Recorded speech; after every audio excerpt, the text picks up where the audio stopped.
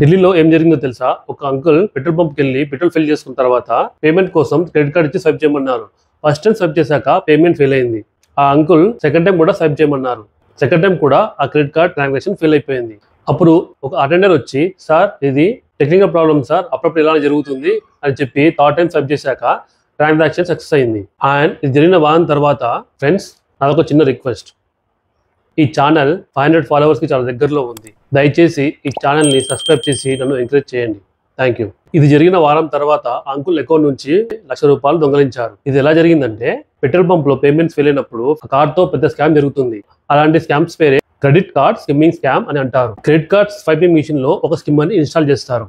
అందులో మనం card swipe చేసినప్పుడు మన కార్డుకి సంబంధించిన డేటా మొత్తం అందులో లోడ్ అవుతుంది. మిషన్ కీప్యాడ్ దగ్గర ఒక ఫేక్ లేయర్ ని ఆర్ ఫేక్ కీప్యాడ్ ని ప్లేస్ చేస్తారు విత్ కెమెరా. మనం పిన్ నెంబర్ ఎంటర్ చేసినప్పుడు కెమెరా డేటాబేస్ లో సేవ్ అవుతుంది. ఆ తర్వాత credit card scammers same exact గా మీ క్రెడిట్ కార్డ్ ఎలా ఉందో అలాగే ఇంకో డూప్లికేట్ తయారు చేస్తారు.